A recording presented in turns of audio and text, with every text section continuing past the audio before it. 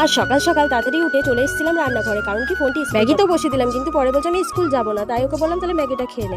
আর এইদিকে মিঠু রানীকে দিয়ে দিলাম দুটো ভেন্ডি নিয়ে ও খুব মজা করে খেতে শুরু করে দিল। আর তারপরে শুনলাম নাকি রেশন দিচ্ছে, তাই আবার চলে গেলাম রেশন আনার জন্য। ফোনটিকে রেখে দিয়েছিলাম বান্ধবীর বাড়িতে, তারপরে বান্ধবী আর আমি মিলে চলে আসি রেশন উঠাতে এসে দেখি কি ভিড় লেগেছে। আর এইদিকে আমরা এসেছিলাম আমাদের বড় ঠাকুর মন্দিরে রেশন দিচ্ছে। আর এইদিকে দেখো গমটা কিরকম দিয়েছে, ভাবছিলাম পোকা আছে নাকি, তারপরে দেখলাম না, এটা তো গমেরই ফুল। তারপর দুজনেরই জিনিস নিয়ে চলে আসছিলাম বাড়ি। আর এদিকে আমার গরম লাগছিল, তাই এক জায়গায় দাঁড়িয়ে একটু হাওয়া খেয়ে। আর মা আজকে আমাদেরকে একটা কাজ দিয়ে গেছিল, বলেছিল যদি রোদ দেয় তাহলে তুই এই খেজুর পাতাগুলোকে একটু রোদে দিয়ে দিবি। আর এইদিকে দেখো ফোনটি আমার কি সুন্দর হেল্প করছিল, ও একটা করে পাতা আমাকে দিচ্ছিল আর সেই পাতাগুলো আমি গাছটার উপরে তুলে দিচ্ছিলাম। তো দেখো এই করতে করতে দু মা মেয়ে মিলে কি সুন্দর কাজটা শেষ করে দিলাম। আর এইদিকে কিছু পাতাগুলো আমাদের বাড়ি, এদিকে আমাদের পাড়াতে চলে এসেছিল মনোহারি কাকু, তো তার কাছে গিয়ে দেখি কিছু সুন্দর সুন্দর ক্লিপ কালেকশন এনেছে। তো ওগুলো আমরা একটু দেখে নিচ্ছিলাম, কিন্তু কিনিনি, অনেক দাম বলছিল। তাই বললাম না থাক, পরে নেবো। বাইরে ফোনটি কেনার জন্য বায়না করছিলাম, বলছে না তোর এত বড় চুল হয়নি যে তোকে এগুলো কিনতে হবে, এগুলো বড়দের। তাও বললাম ঠিক আছে তাহলে আমাকে অন্য কিছু কিনে দাও। আমি বললাম ঠিক আছে তাহলে এই গার্ডারগুলো নেই। আর তারপর এখান থেকে একটি গার্ডার কিনে দিই। আর এইদিকে আমি কিছু কানের দেখে নিচ্ছিলাম, ছোট ছোট কানে, টপ কানে পরার জন্য বাড়িতে।